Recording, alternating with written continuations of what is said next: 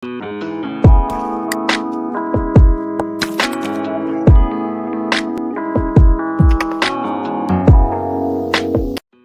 Friends, welcome to Kovai cousins. இன்றைக்கி நாம கோதுமை குருணை சிக்கன் பிரியாணி எப்படி செய்கிறதுன்னு பார்க்கலாங்க. இது கோதுமை குருணை சிக்கன் பிரியாணி இல்லை டயட் பிரியாணி என்ன வேணால் சொல்லிக்கலாங்க. ஆனால் இதோட டேஸ்ட்டு ரொம்ப அட்டகாசமாக இருக்குங்க. நீங்கள் நினச்சி பார்க்க முடியாத அளவுக்கு இது டேஸ்ட்டாக இருக்கும். நீங்கள் டயட்டில் இருக்கீங்க இல்லை சுகர் பேஷண்ட்டாக இருக்கீங்கன்னா கூட இந்த பிரியாணியை தைரியமாக சாப்பிட்லாங்க. ரொம்ப ஹெல்த்தியும் கூட. செய்கிறது ரொம்ப ரொம்ப ஈஸிங்க. வாங்க இப்போ கோதுமை குருணை சிக்கன் பிரியாணி எப்படி செய்கிறதுன்னு பார்க்கலாம். இதுக்கு முன்னாடி நீங்கள் கோவை கசின் சேனலை சப்ஸ்கிரைப் பண்ணலினா கோவை கசின் சேனலில் போய்ட்டு சப்ஸ்கிரைபுங்க பட்டனை கிளிக் பண்ணிக்கோங்க. அதுக்கு பக்கத்தில் இருக்க பெல் ஐக்கானே கிளிக் பண்ணிவிட்டு அதுக்கு மேலே இருக்கிற ஆல் அப்படிங்கிற பெல் ஐக்கானே கிளிக் பண்ணிங்கன்னா நாங்கள் போடுற எல்லா வீடியோவுமே உங்களுக்கு உடனுக்குடனே கிடைக்குங்க. முதல்ல கோதுமை குருணை சிக்கன் பிரியாணி செய்கிறதுக்கு நான் இங்கே கோதுமை குருணை 3 கப் அளவு எடுத்திருக்கேங்க. மெஷரிங் கப்பில் 3 கப் அளவு எடுத்திருக்கேன். நீங்கள் கோதுமை குருணை வாங்கும்போது இந்த மாதிரி நல்லா பெருசாக இருக்கிற மாதிரி உடச்ச கோதுமை குருணையாக வாங்கிக்கோங்க. பாயாச கோதுமை குருணைன்னு கேட்டிங்கன்னா கரெக்டாக கிடைக்குங்க. நான் இங்கே இந்த கோதுமையை நல்லா 2-3 தடவை நல்லா வாஷ் பண்ணிவிட்டு ½ அன் ஹவருக்கு தண்ணி விட்டு நல்லா ஊற வச்சு எடுத்துக்கிறேங்க. அடுத்தது பிரியாணி தாளிக்கிறதுக்கு தேவையான பொருட்கள் என்னென்னு பார்த்துடலாங்க. நான் இங்கே 2 அன்னாச்சி மொக்கு, 2 பிரியாணி இலை, 2 ஏலக்காய், ஒரு சின்ன ஜாவித்திரி எடுத்துருக்கேங்க. சின்ன பீஸாக எடுத்துக்கோங்க. கூடவே ½ டீஸ்பூன் அளவுக்கு சோம்பு, கொஞ்சமாக கல்பாசி, 2 கிராம்பு, 3 இன்ச் அளவுக்கு பட்டை, 2 ஸ்டார் அனஸ், கூடவே 5 பச்சை மிளகாய் எடுத்துருக்கேங்க. நீங்கள் காரத்துக்கு தகுந்த மாதிரி கூட குறைச்சி சேர்த்துக்கோங்க. இது கூடவே 2 பெரிய சைஸ் பெரிய வெங்காயத்தை இந்த மாதிரி நல்லா நீளமாக பொடியாக கட் பண்ணி எடுத்துக்கோங்க. இது கூட 2 பெரிய சைஸ் தக்காளியை பொடியாக கட் பண்ணி எடுத்துக்கோங்க. அடுத்தது நான் இங்கே 3/4 கிலோ அளவுக்கு சிக்கன் எடுத்து சின்ன பீஸாக கட் பண்ணி வாங்கியிருக்கேங்க. சிக்கன் வாங்கும்போது லெக் சைடுன்னு கேட்டு வாங்கினீங்கன்னா சிக்கன் ரொம்ப ஜூஸியாகவும் டேஸ்டியாகவும் இருக்குங்க.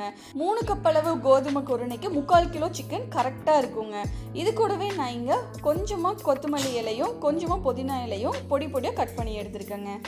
அடுத்தது நம்ம பிரியாணி எப்படி செய்கிறதுன்னு பார்க்கலாங்க. ஒரு குக்கரில் 4 டேபிள் ஸ்பூன் அளவுக்கு எண்ணெய் விட்டுக்கோங்க. எண்ணெய் நல்லா காஞ்சதுக்கப்புறமா நம்ம ரெடியாக எடுத்து வச்சுருக்கிற எல்லா ஸ்பைசஸையும் இதில் சேர்த்துக்கலாங்க. சேர்த்துட்டு இந்த ஸ்பைசஸ் எல்லாம் நல்லா பொரிய விட்டுருங்க. ஸ்பைசஸ் எல்லாம் நல்லா பொரிஞ்சதுக்கப்புறமா இதில் பச்சை மிளகா சேர்த்துக்கலாங்க. பச்சை மிளகா நல்லா வெடித்ததுக்கப்புறமா பெரிய வெங்காயத்தை இதில் சேர்த்துக்கோங்க. சேர்த்துட்டு இந்த வெங்காயம் நல்லா லைட்டு பிங்க் கலர் வர வரைக்கும் இதை நல்லா வதக்கி விட்டுக்கலாங்க. வெங்காயம் நல்லா வதங்கி இந்த மாதிரி பிங்க் கலரில் வரணுங்க. இந்த மாதிரி வதங்கி இருக்கணும். இப்போ இந்த ஸ்டேஜில் இஞ்சி பூண்டு விழுதை சேர்த்துக்கலாங்க. 2 டேபிள் ஸ்பூன் அளவுக்கு இஞ்சி பூண்டு விழுது சேர்த்திங்கன்னா கரெக்டாக இருக்குங்க. சேர்த்துட்டு இதனுடைய பச்சை வாசம் போகிற வரைக்கும் நல்லா மிக்ஸ் பண்ணி விட்டுருங்க. இஞ்சி பூண்டு பேஸ்ட்டோட பச்சை வாசனை போனதுக்கு அப்புறமா கட் பண்ணி வச்சுருக்கிற 2 தக்காளியை இதில் சேர்த்துட்டு தக்காளி நல்லா ஸ்மாஷ் ஆகிற வரைக்கும் வதக்கி எடுத்துக்கலாங்க. தக்காளி நல்லா இந்த அளவுக்கு ஸ்மாஷ் ஆகி வந்ததையுமே இது கூடவே நம்ம மசாலாவை சேர்த்துடலாங்க. 1/4 டீஸ்பூன் அளவுக்கு மஞ்சள் தூள், 1/4 டீஸ்பூன் அளவுக்கு வரமிளகாய் தூள், இல்லைனா உங்களுக்கு காரத்துக்கு தகுந்த மாதிரி சேர்த்துக்கோங்க. கூடவே 1 டீஸ்பூன் அளவுக்கு கொத்தமல்லி தூள், 1 டீஸ்பூன் அளவுக்கு கரம் மசாலா தூள் எல்லாத்தையும் சேர்த்துட்டு இந்த மசாலா தூளோட பச்சை வாசனை போகிற வரைக்கும் ஒரு தடவை நல்லா வதக்கி எடுத்துக்கோங்க. மசாலா தூளோட பச்சை வாசனை போனதையுமே இதில் 2 டேபிள் ஸ்பூன் அளவுக்கு நல்லா கெட்டியான தயிரையும் சேர்த்துக்கலாங்க. தயிர் சேர்க்கும் போது சிக்கன் நல்லா சாஃப்டாக வெந்து வருங்க. தயிர் நல்லா மிக்ஸ் ஆகி நல்லா கிரேவி மாதிரி வரணுங்க. இந்த மாதிரி நல்லா கிரேவி ஆனதுக்கப்புறமா இது கூட நம்ம கட் பண்ணி எடுத்து வாஷ் பண்ணி வச்சுருக்கிற சிக்கனை இதில் சேர்த்துடலாங்க. சேர்த்துட்டு இந்த சிக்கனை மசாலாவோட நல்லா மிக்ஸ் பண்ணி விட்டுடலாங்க. இப்போ இந்த சிக்கனுக்கு தேவையான அளவு உப்பையும் சேர்த்துட்டு இது மறுபடியும் நல்லா ஒரு தடவை மிக்ஸ் பண்ணி விட்டுடலாங்க. மிக்ஸ் பண்ணி விட்டுட்டு குக்கரை மூடி வச்சு சிக்கன் 5 நிமிஷத்துக்கு வேக வைக்கணுங்க. இதுக்கு மேலே நான் குக்கர் மூடியவே சும்மா நல்லா க்ளோஸ் பண்ணாமல் மேலால் வச்சு மூடி வச்சு ஒரு 5 நிமிஷத்துக்கு வேக வச்சு எடுத்துக்கிறேங்க. எனக்கு 5 நிமிஷம் ஆயிடுச்சுங்க. இப்போ நம்ம எடுத்து பார்த்தோம்னா சிக்கன்லேருந்து எல்லா தண்ணியும் வெளியே வந்திருக்கும்.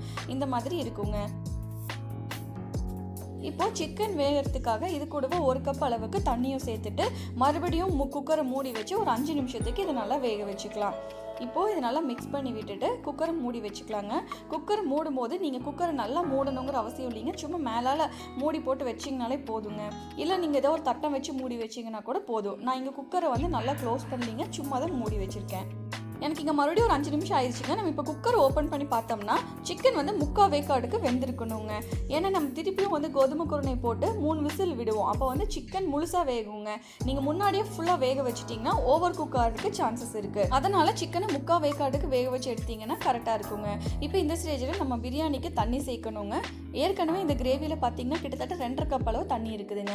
1 கப்பு கோதுமைக்கு 2 கப் அளவு தண்ணி கரெக்டாக இருக்குங்க. ஆல்ரெடி இதில் வந்து 2.5 கப் அளவு தண்ணி இருக்கிறதுனால நான் நீங்கள் 3.5 கப் அளவு தண்ணி சேர்த்தோம்னா 6 கப்பு தண்ணி ஆயிருங்க. அப்போ கரெக்டாக இருக்கும். இப்போ நான் இங்கே தண்ணி சேர்த்துக்கிறேங்க.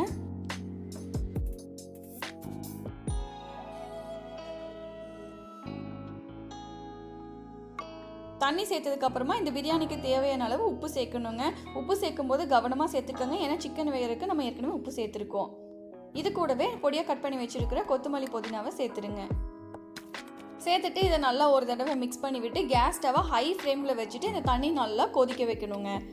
இந்த தண்ணி நல்லா இந்த மாதிரி கொதிச்சு வந்ததையுமே இந்த ஸ்டேஜில் உப்பு காரம் சரி பார்த்துக்கோங்க. எது பத்தலினாலும் இந்த ஸ்டேஜிலே சேர்த்து நல்லா ஒரு தடவை மிக்ஸ் பண்ணி விட்டுருங்க. மிக்ஸ் பண்ணி விட்டுட்டு நம்ம கோதுமை குருணையை இதில் சேர்க்கணுங்க. கோதுமை குருணை சேர்க்கும் போது தண்ணியெல்லாம் சுத்தமாக வடிச்சிட்டு அதுக்கப்புறமா சேர்த்துக்கோங்க. இந்த மாதிரி இருக்கணுங்க, பொழு பொழுன்னு இருக்கணும். ஸோ சுத்தமாக தண்ணியெல்லாம் வடிச்சிட்டு அதுக்கப்புறமா சேர்த்துக்கோங்க. அப்போ தான் தண்ணி கரெக்டாக இருக்குங்க. சேர்த்துட்டு இதை நல்லா ஒரு தடவை மிக்ஸ் பண்ணி விட்டுட்டு குக்கரை நல்லா மூடி வச்சு விசில் போட்டு கேஸ் ஸ்டவ்வை மீடியம் ஃப்ளேமில் வச்சு 3 விசில் விட்டு நம்ம வேக வச்சு எடுத்துக்கலாங்க. எனக்கு இங்கே 3 விசில் வந்துருச்சுங்க. இப்போ நம்ம குக்கர் விசில் எல்லாம் போனதுக்கு அப்புறமா ஓப்பன் பண்ணி பார்க்கலாங்க. அருமையான மணத்தோட கோதுமை குருணை சிக்கன் பிரியாணி ரெடி ஆயிடுச்சுங்க. நல்லா பொழு பொழுன்னு இருக்குங்க. சிக்கனும் அதே மாதிரி பர்ஃபெக்டாக வெந்திருக்குங்க. உங்களுக்கு பார்த்தாலே தெரியும் சிக்கன் பாருங்கள் எந்த அளவுக்கு வெந்திருக்குன்னு. அவ்வளோதாங்க, கோதுமை குருணை சிக்கன் பிரியாணி ரொம்ப மணக்க ரொம்ப டேஸ்ட்டாக ரெடி ஆயிடுச்சுங்க. ஒரு தடவை நீங்கள் இதை செஞ்சு பார்த்தீங்கன்னா அடிக்கடி செய்வீங்க. அவ்வளோ டேஸ்ட்டாக இருக்கும். நம்ம சீரக சம்பா அரிசியில் கூட இந்த அளவுக்கு டேஸ்ட் இருக்காதுங்க. கண்டிப்பாக நீங்களும் செஞ்சு பாருங்கள், ரொம்ப பிடிக்குங்க உங்களுக்கு. செஞ்சு சாப்பிட்டு எங்களுக்கு எப்படி இருக்குன்னு மறக்காமல் கமெண்ட் பண்ணுங்கள். கூடவே லைக் பண்ணுங்கள், ஷேர் பண்ணுங்கள், சப்ஸ்கிரைப் பண்ணுங்கள், பக்கத்தில் இருக்க பெல் ஐக்கானையும் கிளிக் பண்ணுங்கள். வேற ஒரு நல்ல டிஷ் எப்படி ஈஸியாக டேஸ்ட்டாக செய்கிறதுங்கிறது உங்களுக்கு ஷேர் பண்ணுறேன். அது வரைக்கும் பை பாய்.